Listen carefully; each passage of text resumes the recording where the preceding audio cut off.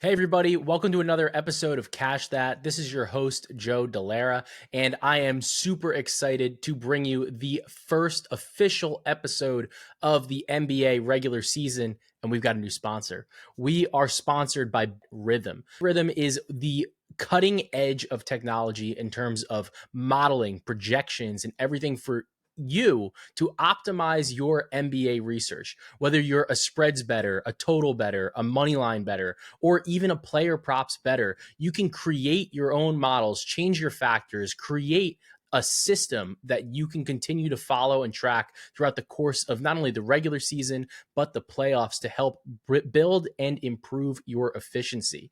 Bet Rhythm is on the forefront of the betting industry right now, especially from a modeling and projections perspective. And it's something that I'm super excited to work with. We're going to be using the model throughout the course of this podcast, and we're going to be using it to help anchor some of our player prop predictions as well. So this is going to be a lot of fun. It's going to be an awesome time to use them, and you can get a 7-day free trial. Hop at the link. We'll put it in the bio, and you guys can test it out, explore the app. There's a desktop, there's an app, and it's going to be a lot of fun, and it's a really, really advanced and nuanced tool for all of you guys that are out there that have been listening to the podcast for the last couple of years. So with that, though, I wanted to touch into what we're doing today. Today is going to be the opening night preview. So we're going to have the two games. We're going to have the Knicks versus the Celtics, and then we're going to have the Lakers versus the Minnesota Timberwolves. And what we're going to do is we're going to break down those couple games. And then after that, there were a couple questions that came in through the huddle. So I had made an offer. I said, hey, like if anybody has any questions, the best way to reach me right now is through the Dub Club. It's through the huddle. And you can do that. It's free right now. Another link in the bio, but it's free right now through Halloween, through October 31st. And you're going to get my plays. You're going to get everything first. You're going to get better access to me, along with obviously Matty Chucks, Lord Penguin, and that guy Betts. And it's good. It's a great community. I think that's probably one of the best ways that you're going to be able to get access to me. It's tough right now, obviously. Have a decent amount of followers, obviously, and we want to be able to engage with you, but there's only so many hours in the day. So I understand that discords and dub clubs aren't necessarily for everybody. So the plays are still going to be coming out. They're still going to be coming out a little bit later. They're going to be coming out for free still. I'm going to be tracked 100% in the Action Network app, third-party verified. I can't change it once it's in there. So it definitely is a way to maintain that level of transparency that you've come to expect and understand from me. Besides that, though, there is obviously opportunity here in the huddle, and that is being like, look, if you get to play first, the idea is to not necessarily move the line immediately. Like that's not what we want to do, but that can happen. And when we're giving out plays for free in the app or on Twitter or whatever, there's just a lot more volume, candidly. And when that happens, it can torch a line, it can move things, it can make it a little bit more difficult. So by being in the huddle, it gives you the opportunity to have those plays for some period of time before it goes public to give you the best opportunity to tail. And like we know, the numbers move. The numbers move. So it's like if I give out something at minus 110 and it goes to minus 150, it's a pretty significant change in what the implied odds are, in terms of like what the implied probability is, and how that affects the hit rate that you have to maintain in order to profitably tail me. So those are all of our little plugs there. But I do want to dive into this 2-game slate, and this episode is going to be coming out probably Sunday night, like overnight, into Monday morning. So you're going to have a little bit of time here to digest this, and then we're going to be recording again on either Monday night or Tuesday night, but it'll be a release for Wednesday morning for the massive Wednesday slate. It's going to be a lot of fun, so definitely recommend listening to a couple of these episodes. So the first game that we have is obviously my New York Knicks. Those of you guys that are watching on the video, you know I got the Knicks hat on. You guys all know that I'm a big Knicks fan. But this game is set at Knicks are +5 on the road against the Boston Celtics on ring night. It's the first game of the season. Money line's about +170. Total is over under 222.5. And right now, through my model, through Rithmm, I don't have a play on this game at this point in time. I have this projected basically right on the dot at the 5. I have the total at the 2 at about 223. So nothing actionable for me on this, but I do see some things coming up in the next couple of days. Besides that, though, when I'm looking at this game, there's a number of different factors and considerations that I'm really taking into account. And we've talked about the Knicks. We've talked about Jalen Brunson and heliocentrism. We've talked about how the impact of Karl-Anthony Towns in this offense is going to be significant from a spacing perspective. And we gave out the other day, we gave it out in the huddle at Karl-Anthony Towns over 20.5 points. And I still like this play. It's bumped up a little bit to 21.5 I'm seeing in most books, but I still think that it's actionable. One of the biggest things when we're looking at the data here for the New York Knicks is that this pick and roll between Jalen Brunson and Karl-Anthony Towns is a highly featured component of the offense. And good friend of the pod, Tommy Beer, ran some numbers through some second spectrum data. And what he was able to determine was that Brunson and Cat actually ran 68 pick and rolls during the preseason, which was the highest by far, by almost 50% in terms of the next most popular pick and roll combo. The next closest was 42. And the biggest thing about this was that those pick and rolls resulted in 1.32 points per possessions. That's pretty efficient. And the key here is that is going to help unlock the offense. We're seeing like some of these hitches with like Bridges' shot. It's not clear, like Josh Hart just hasn't shot the ball. So that's been a little bit interesting, right? But the biggest thing is for the New York Knicks, you're expecting the Brunson Cat pick and roll to be so dynamic that it can kind of make up for a little bit of the defensive inefficiencies that having both of them being generally put in the pick and roll is going to lead to. However, one of the other factors here that has been notable with Towns is that he's seeing a pretty good uptick in his rebounding. And one of the plays that we sprinkled here, we sprinkled Karl-Anthony Towns, and we also sprinkled Andre Drummond, courtesy of Turvey. But both of them to lead the league in rebounding. It's about like 55 to 75 to 1 for each of these players. And the biggest thing is when we were looking at some of the numbers and talking to like Steve Keach before, these two players are leading the league in preseason rebounding per minute. And that was something that's notable. And without like a real true center for the New York Knicks besides Karl-Anthony Towns, with Mitchell Robinson getting hurt, obviously now Precious Achiuwa is down. There should be a pretty solid floor for Karl-Anthony Towns to just secure a bunch of rebounds. There's not going to be as much competition. Alternatively, obviously we can look at Josh Hart like we normally do at that 7.5 rebound number. Definitely looks solid, but I do have a little bit of concerns given the spacing, given what his role might be. Maybe we're seeing like a little bit of a different minutes load here. But it's definitely an angle that I wouldn't mind if that's something that you want to play, but I do want to see how that plays out just a little bit more in terms of how the minutes kind of fall out. But aside from that, right, when we're looking at the Boston Celtics, one of the things that I'm most curious about to see is looking at this depth chart. You obviously don't have Kristaps Porzingis right now. He's going to be out really through, like the first part of the year.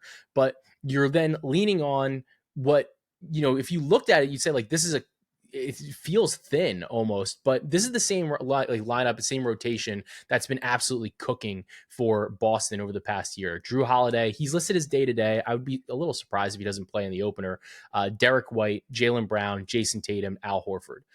The biggest concern, honestly, though, is that a lot of these guys had relatively long summers, with Drew Holiday, Derek White, and Jason Tatum all participating with the Olympic gold medalist team. And, Tatum obviously, was dragged a little bit through the media with the fact that he was getting DMPs or really not being in the rotation. But at the end of the day, I think that's a little bit of a motivating factor for him, but it's also it's a little bit of a tough situation here because you have these guys that have traveled all throughout the offseason, that have been going overseas, traveling in different time zones, playing some extra games, maybe not getting the same type of rest that they're normally accustomed to after already having a long championship run. So when you consider the fact that Al Horford's 38 now. I do have some concerns about what their rotation is going to look like, what their minutes are going to look like from like that perspective, from the starters perspective. Uh, I don't know how many minutes Al Horford can chase karl-Anthony Towns around the court.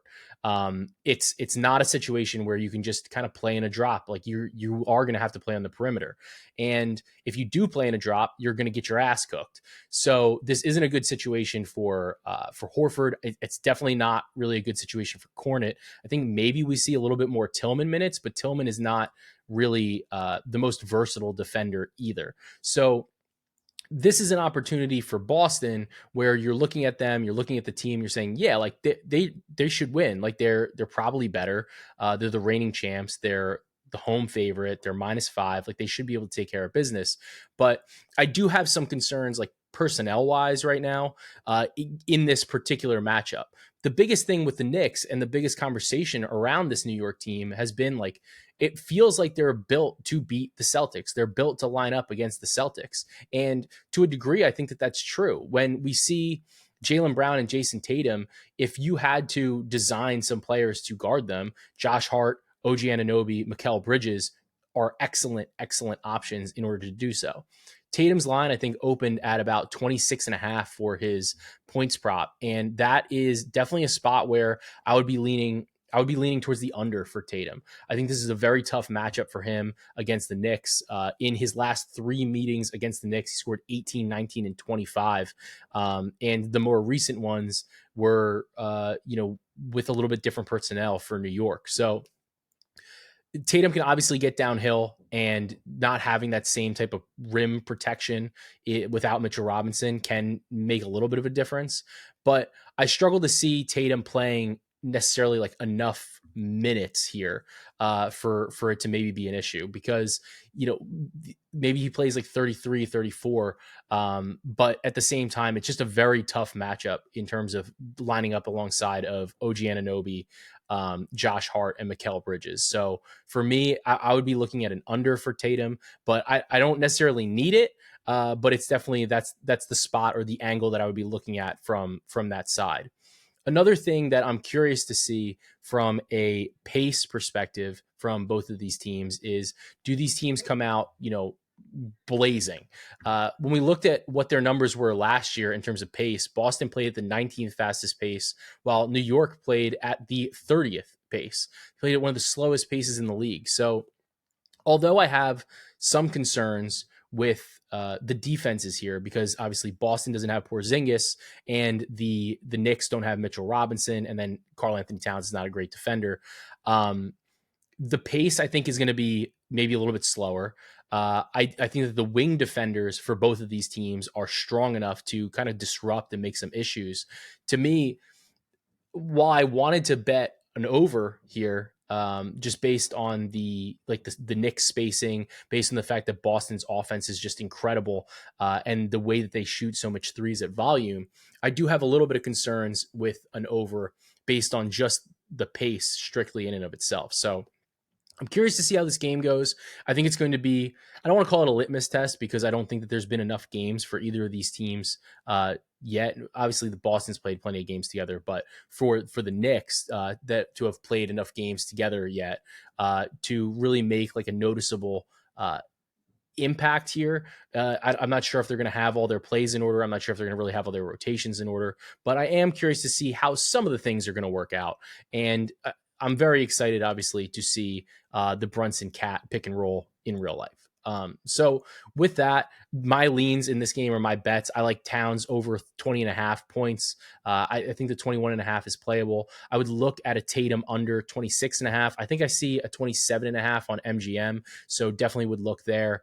And I don't really have a true lean on either side or total for this spot. Now, looking at the Minnesota Timberwolves and the Los Angeles Lakers, this is obviously another one of the biggest games of the year. It's the other opening game, but it's also an impactful game for a number of different reasons. One of which is that when we see what's going on in Minnesota, you have like a dramatically different team, right? You have karl-Anthony Towns is no longer there. He's with the Knicks, as we just talked about. But you bring in Dante DiVincenzo, you're bringing in Julius Randle. And those are two players that Randle, to a much more significant degree, is a high usage player. And when we look at what the Knicks were able to do last year with Randle, there were a lot of issues with like whose team is it? Is it Brunson's team? Is it Randall's team? Is somebody a 1A? Is somebody a 1B? Is somebody really like a 1 versus a 2? And when we looked at the usage, Brunson was at 33.7% usage, and then you had Julius Randle at 29.6. When we go to Minnesota, the interesting thing about the Wolves is that there really wasn't a ton of people that were that close. You had Anthony Edwards at 33%, but karl-Anthony Towns wasn't at 29. He was at 25%, and Naz Reid at 20%. There were no other guards that were that high in usage either. So Randle is a little bit more of a ball dominant big, like point forward ish. I don't know if I want to compliment his passing that much, but I think he is a little bit better of a facilitator than Towns. So that's definitely something that you need to consider. And I do have some questions about the pace, about some of the rotations that they're going to be running, because Dante DiVincenzo has looked excellent playing alongside of Anthony Edwards. I like the minutes. I like the looks. I think they're going to be able to develop a pretty nasty two-man game, especially with the way that Dante DiVincenzo can stretch the floor. I think that it's a little bit quicker, especially from a defensive point perspective. I think it's possible that because Dante got some real like meaningful minutes closing games for the Knicks, kind of running like a pseudo point guard alongside of Brunson, or like when Brunson was out, and Conley is like getting a little bit older. He's getting like a little bit slower, and the defense isn't really there in the same way. I do wonder if Minnesota elects to close some games with him. I do wonder if Minnesota is going to elect to close games with Julius Randle, or if they're going to want to close games with Naz Reid instead. So there's a lot of moving parts for this team, and there's a lot of things that I'm curious about. But even from like a pace perspective, or from a game watchability perspective, if we look at the New York Knicks, one of the biggest concerns here for me, right, is when Randle was on the floor for the Knicks, Jalen Brunson, he scored 36.5 points per 100 possessions. In the minutes without Julius Randle, he scored 45.254. If we jump to the playoffs, this actually becomes even more stark. He's all the way up at 42.872. So it's just more stark given the fact that it's in the playoffs. It's a tougher environment. It's tougher to score. Brunson was even dealing with his own injury, and he still saw that kind of jump, right? So I wonder now, how does that affect a guy like Anthony Edwards? Because when you look at the points per 100 possessions without a guy like karl-Anthony Towns, it's a little bit different. Ant only scored 2.56 points per 100 possessions more in the minutes that he played without karl-Anthony Towns last year during the regular season. And even during the playoffs, it was a small margin. It was 1.85 in the minutes that he played without karl-Anthony Towns. So when you bring in a guy like Julius Randle, who, in order to be most effective, Randle is not a catch and shoot guy. He is a guy that, I'm not super concerned in terms of the spacing just because of the volume of threes that he shoots, but like, he's not a good 3-point shooter. So this is something Sam Vecenie talked about, and it was basically how, and I tend to agree from him, just even from like an eye test perspective. I know he had some underlying data to back it up, but when you watch Randle play, he'll line up at the 3-point line. If you don't go cover him, it's not always that his first inclination is to go shoot the three. He will shoot the three to keep you honest there to a degree, at like a decent enough efficiency that it's something that you have to be honest, you have to respect it, right?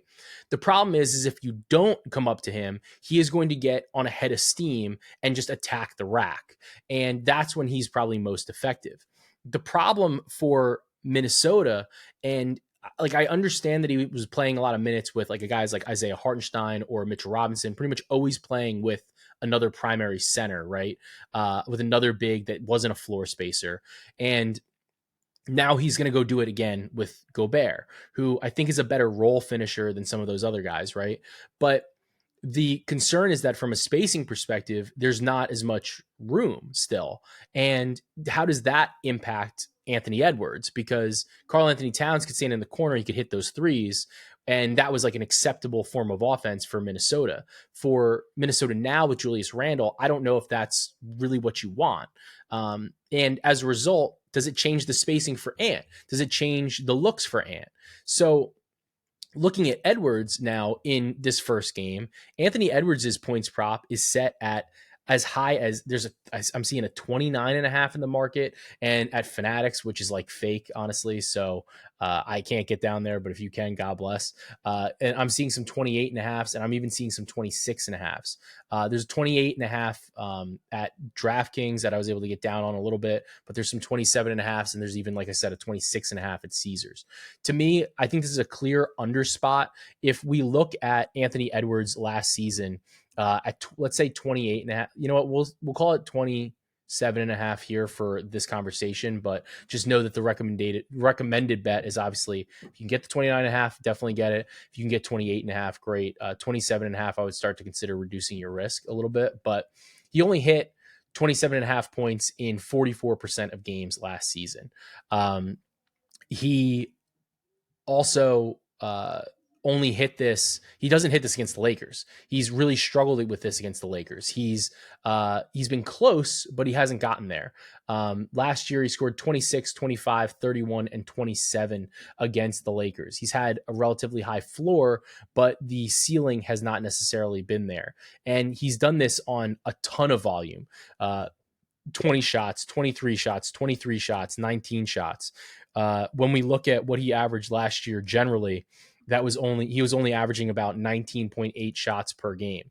And when we drop it into the regular season, we're down at 19.7 shots per game. So the volume might not necessarily be there for the efficiency that's needed. The other thing with the Lakers, and this is a little bit more of a pivot now to the Los Angeles Lakers, is when JJ Redick is obviously the new coach, and this is probably one of the most notable things about their offseason is the influx of new ideas, new thought processes, new game plans, right?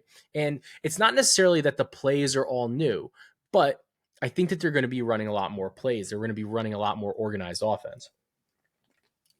So one of the like great follow, but Tim _NBA on Twitter does a lot of Lakers stuff, Lakers Exceptionalism podcast, whatever. And this is a trend that he noticed because JJ Redick talked about this on a couple different things. RIP the low post, right? But when he was on the low post, it was funny. I don't know if you guys heard the interaction on how he got on the low post, but basically they had JJ had Lowe on his podcast, and Lowe basically said to him before the Lakers stuff got done, like early on, and he was like way early. He was like, well, when you're a coach in the NBA, like I get your first interview. And it's funny how it worked out because JJ was like, yeah, like sure, like whatever, not thinking anything of it that was going to happen. And then obviously he got hired to be the coach of the Lakers months later. So then he owed this interview to Zach Lowe.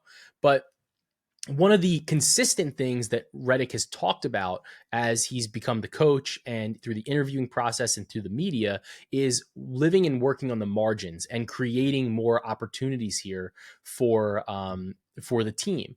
And one of the things that he talked about at length, right, and extensively was how the Lakers, they obviously created a margin with the free throw advantage. And that's, I think, in part, obviously, like you have to say it's in part due to LeBron, it's in part due to Anthony Davis, whatever, right?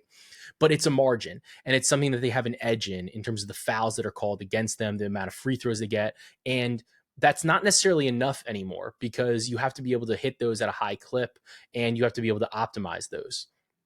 A couple of the other ways, though, are that you can trade a few things here. For the Lakers, like you could crash the boards a little bit more, whether it's the offensive or the defensive glass, and optimize your rebounding percentages.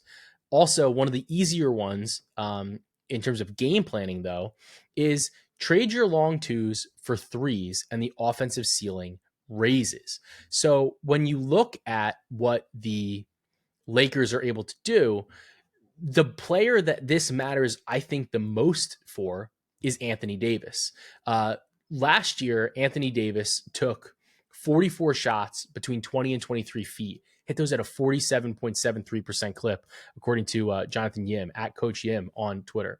And the reason that I say this is important is because you're basically like a step or two from the 3-point line. So instead of taking those like long mid-range shots, for a couple more feet, step back and hit the three, which is a significantly more valuable shot. And the reason that this is important is it's going to space the floor like just a touch more, right? But it also is going to raise their expected point ceiling on a nightly basis. If AD is, instead of taking say, one or two shots a game from like long mid range, but stretches those to the 3-point line, that could be a potential like 3-4 more points a game that the offense could expect, because he's a good shooter. And when we look at what Anthony Davis has done in the past, right, he hasn't seen this many threes in a while. In his first season with the Lakers, he took 1.2, he made 1.2 threes on 3.5 attempts per game, 33%. Not great, but it's okay considering the fact that he is stretching the floor and he's able to do this, right? Last year, he only made 0.4 on 1.4 attempts, so 27.1%. It's basically a third of the attempts. Now, in the preseason, though, obviously it's different because of the teams that you're playing against and like some of the matchups, whatever, but 4 for 9, 0 for 1, 0 for 4, 1 for 3 from beyond the arc. Two of those games were against the Phoenix Suns and Yusuf Nurkic, so especially including the 4 for 9. So keep an eye on that. They play the Suns this week twice. Now, when we look at this, though, right, that can change the game plan. And one of the things that Redick has talked about extensively, and one of the things that has been successful for the Los Angeles Lakers, is running plays out of a set offense. And when the Lakers have run offense, like organized offense, they've performed at a much better efficiency. And I think it's more advantageous for their players at this stage of their career, right? You have D'Angelo Russell, who is a little bit of a chucker at the point guard position. And then you have like LeBron James, who's obviously getting a little bit older. When you're able to really game plan and use more plays, you're able to get LeBron in better situations, maybe situations where he doesn't need the ball in his hands as much. Maybe he's able to impact the floor as a cutter, as a slasher, as a wheel guy, as somebody that's setting screens, like whatever. And by doing that, it should, in theory, take some of the load off of their players, because they don't need to create every single play, and they do have some set plays to run into. When we look at the organized offense from the Lakers during the preseason, they went from about 60% in games 1 and 2 to 70% in games 2, 3, and 4 to about 80% in games 5 and 6. That's significant. And I get that like some guys don't want to run organized offense. However, when we think about this, if it works for LeBron, you damn well know it's going to work for everybody else. And I think that's the key thing. That's the key thing here. Ham basically never ran organized offense. They were one of the worst in terms of organized offense being run in the entire NBA. And when you consider that, it makes it a lot more difficult for your team to excel, because you don't always have those other guys that can create or elevate their teammates. Obviously, you have a guy like LeBron who is a multiplier, and he's somebody that can elevate everybody that he plays with. But then you have some other players that are a little bit more additive, like Rui Hachimura is like an additive guy. Even like an Austin Reeves is probably an additive guy. D'Angelo Russell is definitely like an additive guy, right? And when you add some of these players in, because they're not able to maximize other players, if it's not through scheme, then it makes it a little bit more difficult. So I do have some higher hopes for the Lakers this year with their 3-point shooting. And the biggest thing is when you look at this from a bigger picture in terms of overall offense and taking more threes, right? Last year, if you looked at the 3-point efficiency for the teams, the Lakers shot the second fewest threes in the league at 35.8% of their shots, yet they made them at the eighth highest efficiency at 37.7. And when you are able to kind of grasp that, right? And you say, like, all right, well, maybe they should just take more threes, and Redick's running design plays to get you there. I think that could actually work pretty well. When these teams have done this, right? Last year, when the Lakers win-loss record when they attempted threes at an above league average rate, so over 40% of the time, the Lakers were 14-8. 63.6% winning percentage, eighth best in the league. The Celtics were the best. The Celtics were 80.3%, followed by then the Pelicans, the Suns, the Minnesota Timberwolves, Dallas Mavericks, the Cleveland Cavaliers, the New York Knicks, and then you have the Lakers, Nuggets, and Thunder. And that's from Owen H.J. Phillips on Twitter. So the thing that I'm getting at here is you have these teams that just didn't shoot a lot of threes that can kind of jack up this variance because they are good shooting teams. They are pretty efficient from three. And the irony of that list is looking at this, right? Denver shot the fewest threes in the league last year in terms of shot distribution percentage, 35.2%. Had they been doing this more often, they were ninth in win-loss record when shooting above the league average rate. When you look at New Orleans, 22nd on this list in terms of shot distribution, but they would have been second, 24-7 if they shot 40% or more from a league average percent rate, right? Phoenix, 21st, 37.8%. They're up at third. They would have been 74.3% winning percentage at 26-9 had they shot threes at a league average distribution. This isn't like a huge jump.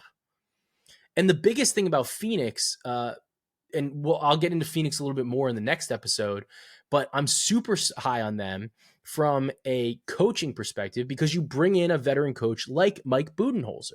And you're able to elevate that. You're able to get those threes up because that's something he did with Milwaukee too. Milwaukee liked to take a lot of threes. They were able to jack up some of the variance. They did play a little bit of the math game.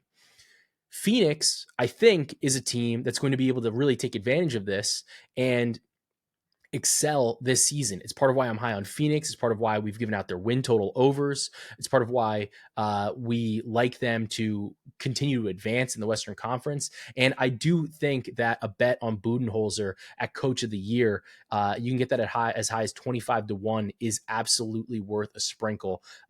Jim is on it. Brandon's on it. It's something I've talked about them with extensively. I do think it's a very sharp play and a way to back a Phoenix Suns team that has all the talent in the world, has now added some more complementary players, and with a real coach that's excellent in the regular season, I do think that this is an opportunity to back Phoenix to really perform well this season. But let's bring it back to the Lakers though, right? When you're running a lot of set offense, a lot of times it takes a little bit more time and the pace can kind of be impacted. And as a result, I do wonder, is it going to lead to slightly lower totals for the Lakers? I do wonder, is it going to lead to fewer opportunities even for their opponents, right?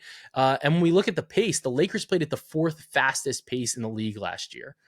I have questions on whether or not that is going to stick around. From the defensive side, they played at the third fastest defensive possession length, so their opponents got shots up fast. From the offensive perspective, they were 10th, so they weren't as fast on the offensive side of the ball, and I'm not 100% certain if it's going to be that the team speeds up because they have a set design and they're not like hunting and searching on every possession, or if it's just going to slow things down a little bit as they try to get into the offense, as they try to get things set up, as they try to get things to run properly. So that is one of the concerns that I have with this Lakers team from a pace perspective. Now, switching over to this individual game, one of the plays that I really like is I like Anthony Davis to exceed 24.5 points in this spot against the Minnesota Timberwolves in the opener. And part of why I like this bet is that when we look at Anthony Davis, um, he has absolutely torched Gobert in this matchup in particular since he joined the Wolves. And he's scored 38, 38, 31, and 33 points against Gobert. One game he had just 4, but he only played 12 minutes due to an eye injury. It was actually the most recent game against the Minnesota Timberwolves. And the like one of the things that I always look at with bigs, especially, is like that matchup is like, is it a good matchup? Is there a way that this could be exploited? And when we look at what Anthony Davis likes to do, even and maybe he can start taking some of these shots a little bit further back while also attacking the rim, cutting in transition, whatever. I think this is a pretty good spot for him against Gobert. And Gobert, now they're a little bit thinner on the interior. Julius Randle is not like a huge guy. He's not a guy that's going to play a lot of minutes at the 5. And even if he did, it's not like a great matchup for him to be guarding Anthony Davis. And then Naz Reid, not an excellent defender. So I do think this is a good opportunity here for AD. Additionally, like, why am I taking the points and not the threes? So AD's threes line is set at over under 0.5 at about like even juice, like minus 110 or so, right? The difference for me, because I'm writing about this in my player props forecast. You can read it there. But like Bam Adebayo is another player who we saw take a pretty significant uptick in 3-point volume during the preseason. And the thing there is he was 5 for 13 during the preseason. He had only made a 3 in 12 of 71 regular season games the year prior. He was only taking 0.6 attempts per game. So he took a lot more in 4th preseason games, 5 for 13. And that's absolutely notable, right? His line's also set at 0.5, minus 105.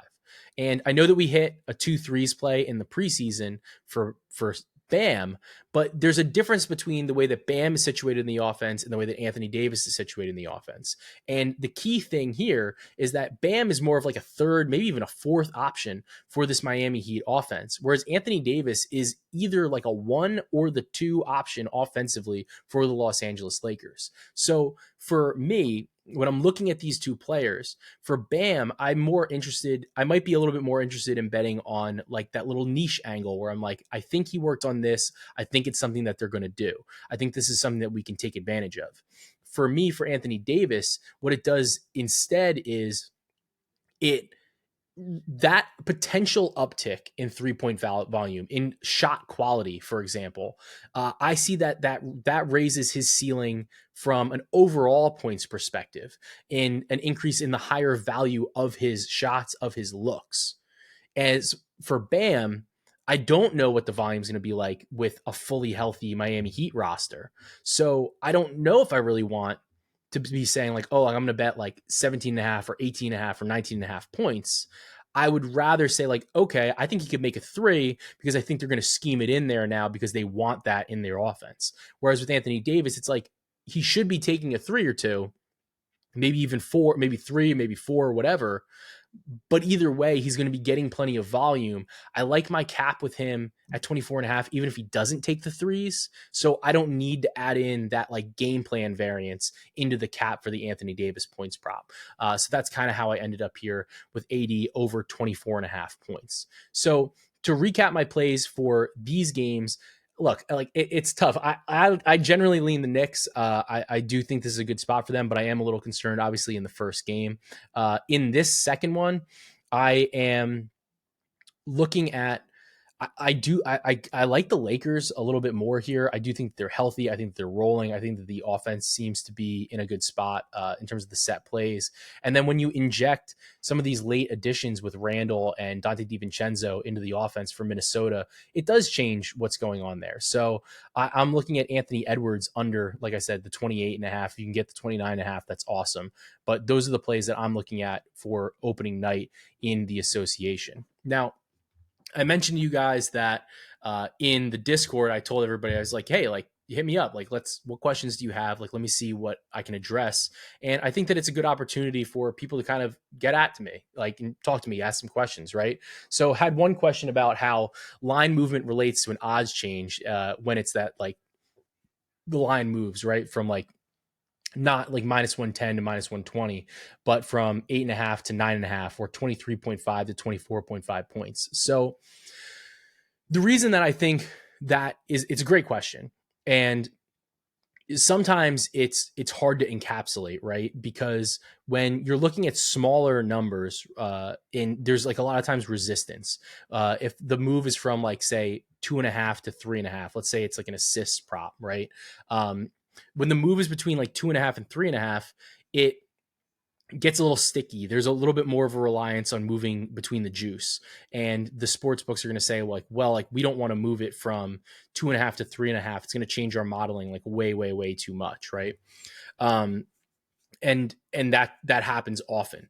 So a lot of times it's impossible to bet, and like you kind of have to give a little bit more of a limit in terms of saying like, yeah, like I would bet it to like minus 150 because at minus 150, I think that is fair price. Like I have it at, more than 60% likely that this is going to happen. Let's say maybe I have it at like 70% likely. Like that's my edge, right?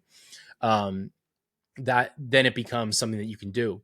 But sometimes you can go up to that limit, and then when you flip it over the next number, you're going to get like a plus number. So you might get then like plus, let's say plus 150 on like from the jump from 2.5 to 3.5, and now you're looking at 40% implied odds. So for that, the way that I'm modeling it, I might look at it and say, okay, well, I have it that this is like 50% likely, but I had the other line at like 80% likely. So you have to kind of try to reduce the risk in one way, shape, or form. So sometimes, though, you could have a situation where, let's say it moved, let's say one book moved to a plus number. Like let's say one book moved to 3.5 at plus 150, and another book moved to 2.5 at minus 250, right? At minus 250, you're looking at 71.43% implied. I might not have an edge anymore on the 2.5 because it moved too much in the juice department, but I do have an edge still on the 3.5 because of the number that it's at, right? Where it's at that plus number, because it's all about the underlying implied odds. And it's weird, but it's how you can wind up having a better line at a quote unquote worse number. And that's why hit rate doesn't always matter when you're betting, especially on player props, because it really comes down to the way that you're modeling it, the way that you're projecting it. Sometimes, and like this is kind of getting into the math nerdiness of it, and like I'm not a super math nerd, but I understand math enough, right? When you're looking at outcomes and you're looking at deviations, or you're looking at like expected opportunities, right? You might have, it depends on the player too. So you can have certain players that fall within like a particular scatter plot, right? You guys remember like box and whisker plots, right? From when you were in school, and it had the middle, the median, it had the 25th percentile, the 75th percentile, and then like the far outliers. Some players and some props, the 25th percentile and the 75th percentile are basically right on top of the 50th percentile. Like it's a very close, it's like a tight knit scatter plot. For other players, it's not like that. For other players, you might get a guy, let's try to think. I'm trying to think of like the perfect player. Okay. A player like a Lonnie Walker, right? So Lonnie Walker or like Lou Williams, somebody like that, right? A microwave scorer might come in, or like a Malik Monk, right? One game come in, score 3 points. Next game, score 30. And like the margin's like way off, right? So for a player like that in particular, especially if you were betting like a points prop, the odds, like the difference between them hitting, say like 15 and a half points versus 16 and a half points might not really be that significant because of the range of outcomes that we're dealing with. There might only be so many times where they really are landing at like exactly 16, where it's not worth it based on the way the models are projecting it. And when I talk about modeling, and I talk about projections, generally what is happening is like a computer is basically running an outcome hundreds or thousands or whatever, like thousands of times, right? And based on the modeling, it comes up with an aggregate, it comes up with a projection. Within that, though, there can be projections saying, like, well, this is the median outcome, this is the average, this is the 70th percentile out, 75th percentile outcome, 25th percentile outcome, whatever. When you're looking at it that way, you're able to kind of determine and say, like, okay, well, like I know this is a high variance player, so it might not really matter as much if I'm going from 15, like let's say, like we can even use some of these like the milestones, right? Where it's like I don't need, like, why would I pay extra juice for 15 plus when I could bet over 15 and a half at plus money, when I don't think that it's likely that there's a huge difference, because it's like when he goes over it, he's going way over it, or when he goes under it, he's going way under it. So I think that's important to kind of understand. And then there's other players, like let's say Shea, right? For example, last year Shea was so glued to basically making 30, like scoring 31 points a game. It was insane. Remember, like you could bet over 31 and a half or over 30 and a half, under 31 and a half. And it was like seeming to hit like with some regularity, right?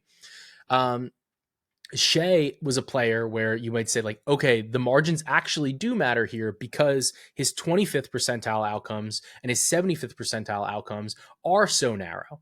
So I do want to, or, you know, maybe even for him, let's shrink it even more, not 25-75, let's call it 40-60. And those outcomes are so close that it does make a little bit of a difference. And you'd say, like, you know what, I would rather pay a couple extra cents here because of the way that his points are distributed on a nightly basis, like over the course of the season. This is the way that we have them projected. It's so tight knit. But for players, like I'm saying, that have wider ranges, then it's a little bit different.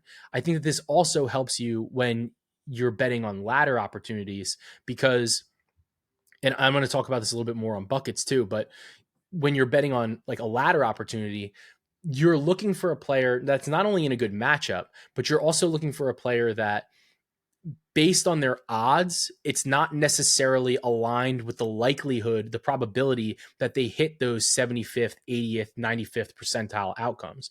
You're looking for opportunities where that player can find a spot to excel. And, you know, it's not just like, all right, yeah, like Anthony Edwards is going to have a great game here. It's that because of the matchup, because of all these other variables, the pricing isn't really lined up properly. And that's what makes it actionable, not just like, I think this player is going to have a good game. So I think that kind of answered that question. Another question that came in was, and I think I kind of just addressed this, but in regards to even unit betting versus juiced betting, I think that even unit betting for most people is a little bit easier to keep track of. I think that it is easier for people to follow. I think that it's easier for people to understand like what exactly they're risking. There's a lot of debate on how people should do their units. Some people say that a unit should be like 1% of your bankroll. So then you have 100 units. That doesn't always work functionally. It also is fucking insane then that people are putting out like 10 unit plays. Like I can't wrap my head around that. And honestly, like if somebody is doing that, you should probably find somebody else to follow, because it's ridiculous. Like that's just, it's not good betting. So there's that. From like a straight betting perspective, I do think that it's easier to keep track of what your risk is, because you can say like, hey, look, I like this play. Okay, like let's say you're betting on a money line, and or like a player prop, like an outs prop or a steals prop, because we like some of those are turnovers, right? And like you get something at like minus 200. I might really like the play at minus 200, but like I don't have a like 80% edge on it, for example. Like I might just say like I like it the same as I like a play that's minus 110. And in terms of like my modeling, I might say like I have it at the same edge. So do I want to bet it at 2 units to win back one?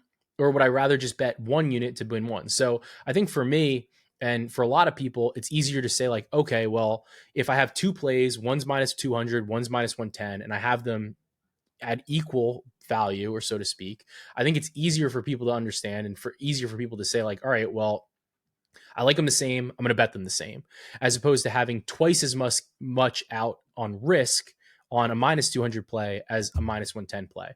And I understand that that's not like the most mathy answer here.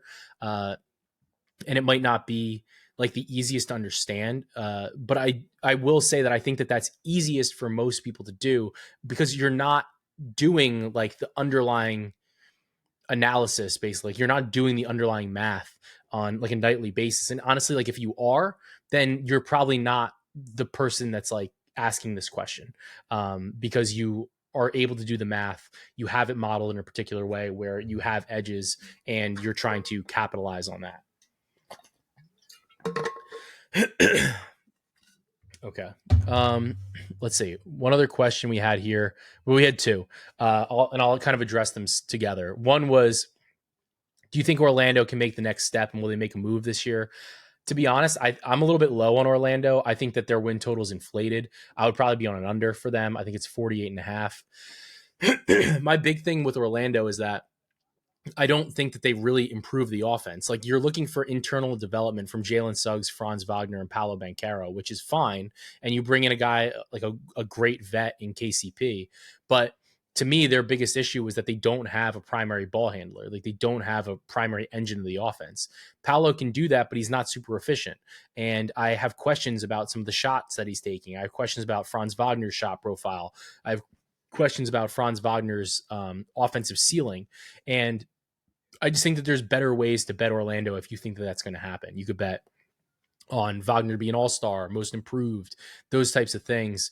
I'm a little bit lower on them. The other thing is, too, their defense is locked down. I think that defense is one of those things that doesn't always translate year to year when you don't have a generational defender on the team. We can talk a lot about how Jalen Suggs is really good. We can talk a lot about Jonathan Isaac is an excellent defensive player.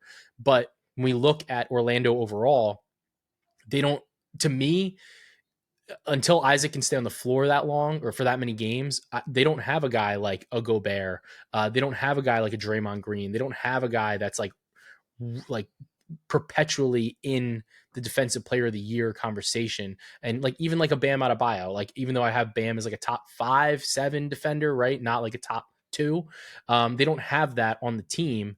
So it's harder to replicate that defensive success year in and year out.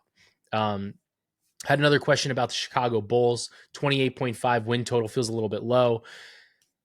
The Bulls are tough, man, because the Bulls are in a really weird situation. The roster's all jacked up. It's tough to determine whether or not, like, what direction they're going to try to move in this offseason or during the season. You obviously have to have a decision now or surrounding Giddey. Giddey's saying he wants $30 million a year.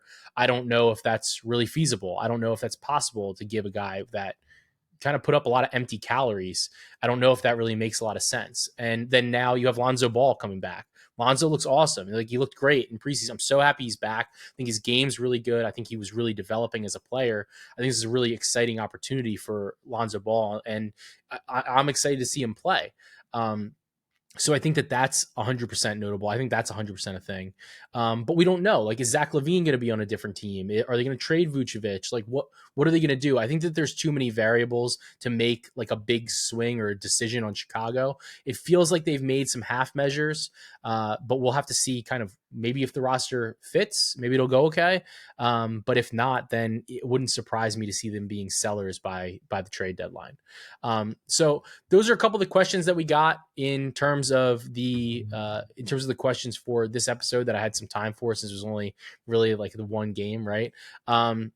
or the 2 games. But tune in, make sure you like, subscribe to the channel, leave a couple comments, let us know what you like, let us know what questions you have, maybe moving forward, and we'll try to address them on the next episode. But again, this episode was brought to you by Rithmm. And that is going to be our pods and recs for the episode is Rithmm. Bet Rithmm, check it out. You can get a 7-day free trial on me. The link's going to be in the bio, and you can build your own model. You can use the player prop tool model, and it's awesome. Like, it's really cool that you can pick and choose and say, like, all right, like, this is something that I care about. Like, I think that rebounding is really important. I think that steals are important. I think that pace is important. And you can literally pick all those things and put them in the model and say, these are things that I want to have emphasized. So, like, I'm not a computer nerd. I can't make it myself, but I can tell a program, these are the things that I think are important, and, tweak it and continue to work with that throughout the season to track my results, and then see, like, hey, like, maybe this actually is pretty profitable, and it's taking some things into consideration that maybe I couldn't, from like a math or from a coding perspective. So really, really cool tool. And I'm going to be really excited to bring some of that content and some of those insights to you throughout the course of the season. So this episode is brought to you by our good friends at Bet Rithmm, and we're super excited for the NBA season. It's going to be a blast of an opening night, and I will see you back here on Tuesday night, Wednesday morning for another episode of Cash That as we break down the massive Wednesday NBA slate. So enjoy these Mondays, enjoy these Tuesdays, enjoy these opening night games, and let's continue to cash that.